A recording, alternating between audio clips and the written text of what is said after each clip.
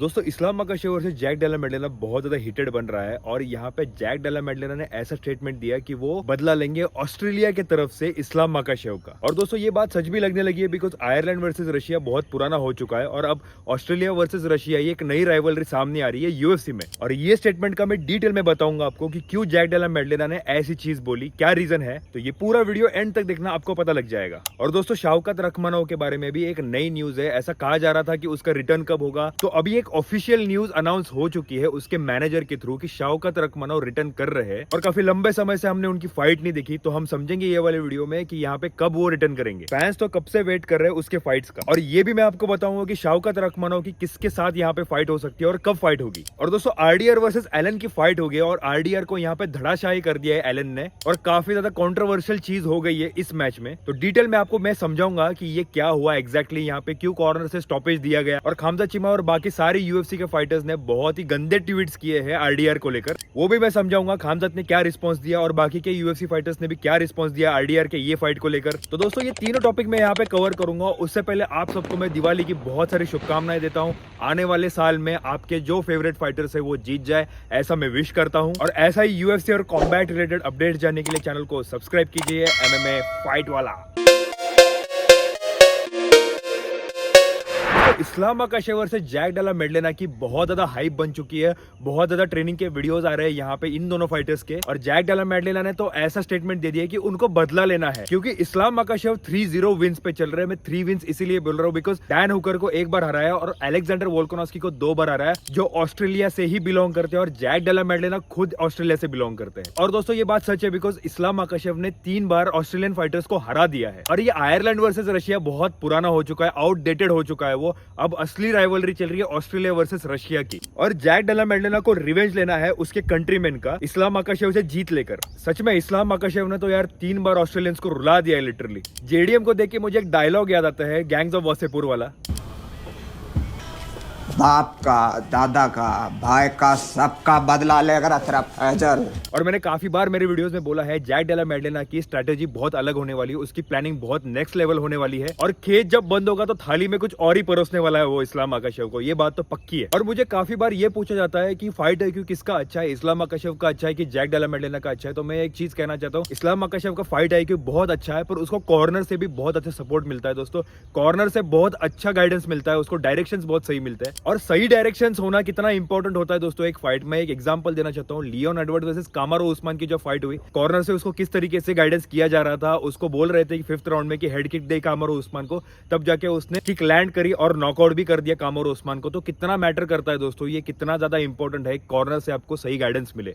ऐसा ही मुझे लगता है इस्लाम मकाशेव को मिलता है हर बार। और अगर कंपैरिजन की बात करी जाए इस्लाम मकाशेव और जैक डेला मेडलेना की फाइट आईक्यू के बारे में, तो मुझे ऐसा कहीं ना कहीं लगता है इस्लाम मकाशेव का फाइट आईक्यू एक स्टेप आगे है जैक डेला मेडलेना से। पर मैं कुछ कह नहीं सकता ये वाले फाइट में जैक डेला मेडलेना क्या करेंगे क्या नहीं करेंगे, उनकी प्लानिंग क्या है, स्ट्रेटेजी क्या है, ये सब हमें पता लग जाएगा आने वाले 25 दिन में डॉट। और जैक डेला मेडलेना की मैं फाइट आईक्यू एक स्टेप नीचे बोल रहा हूँ इस्लाम मकाशेव की, बिकॉज जितनी भी मैंने मैचेस देखी जैक डेला मेडलेना की, तो मुझे ऐसा कहीं ना कहीं लगा इस्लाम मकाशेव से थोड़ा सा लैक है इसका फाइट आईक्यू में। खैर 25 दिन में सारी चीजें क्लियर होने वाली है हम सबको दोस्तों, इसकी फाइट आईक्यू ज्यादा है, किसकी स्ट्रेंथ ज्यादा है, किसकी स्ट्राइकिंग अच्छा है, और जैक डेला मेडलेना क्या यहाँ पे बदला ले पाएंगे अपने दोस्तों का, अपने कंट्रीमैन का, इस्लाम मकाशेव को हराकर, ये भी हमें पता लग जाएगा। अब बात करते हैं Shavkat Rakhmonov.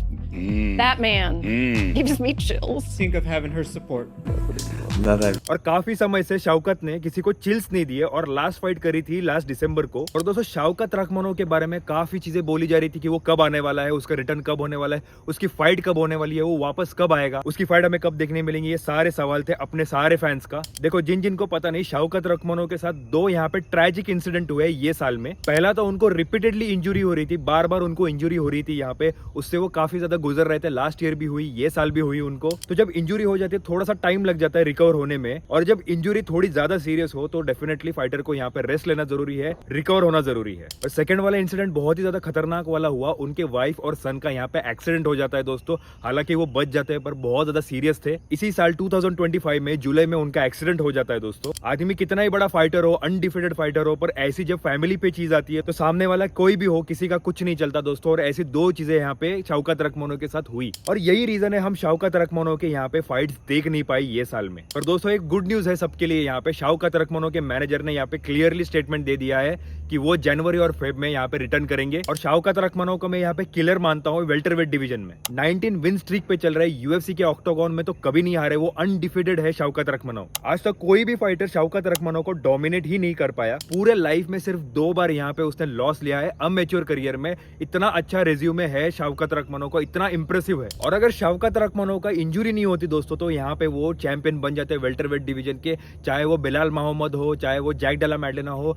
Shaukat Rakhmonov is the real deal guys. उसके जैसा फाइटर तो कोई नहीं है वेल्टरवेट डिवीजन में और उसके लेवल का भी कोई नहीं है। तो लेट्स सी उसको टाइटल शॉट मिलता है कि नहीं, आप कमेंट सेक्शन में जरूर बताना। और मेरी ओपिनियन में तो शौकत रखमानो यहाँ पे टाइटल शॉट डिजर्व करते हैं। तो आरडीआर वर्सेस एलन की फाइट हुई फाइट नाइट इवेंट में। तो ये फाइट देखी पूरी की पूरी ब्राजीलियन जिजित्सु से चल रहा था। दोनों ने सारे वेपन्स टूल्स यूज किए, एक दूसरे को चोक करने और सबमिशन करने की बहुत कोशिश करी। पर 4th राउंड में एलन ने बहुत अच्छे एल्बो कॉम्बिनेशंस दिए और हैमर फिस्ट भी दिए। और दोस्तों यहाँ पे राउंड खत्म होने के बाद कॉर्नर से स्टॉपेज दिया गया। दोस्तों सच में ऐसा कभी नहीं देखा गया था कि 4th राउंड के बाद कॉर्नर से स्टॉपेज हो जाए और ऐसे तरीके से यहाँ पे गिव अप करे कोई फाइटर। और आरडीआर कोई टीकेओ भी नहीं हुआ था, ब्लैकआउट भी नहीं हुआ था, सही था वो बिल्कुल। और लोगों का सवाल ये भी था क्या सच में आरडीआर यहाँ पे इंज्योर हो चुके हैं या फिर आरडीआर ने गिव अप कर दिया। तो फाइट के बाद आरडीआर के कोच का स्टेटमेंट आया कि आरडीआर यहाँ पे 5th राउंड खेलना चाहते थे पर उसके कोच ने यहाँ पे रोक दिया वो वाली फाइट। और उसके कोच का ये भी कहना था कि फाइट तो यहाँ पे होती रहेंगी पर यहाँ पे उसकी हेल्थ बहुत इंपॉर्टेंट है, उसका फिटनेस बहुत इंपॉर्टेंट है और इतना ज्यादा रिस्क और डैमेज लेना बिल्कुल सही नहीं। और ये लॉस की रिस्पॉन्सिबिलिटी वो खुद लेना चाहते हैं, ऐसा आरडीआर के कोच हरुन ओजकान का कहना है।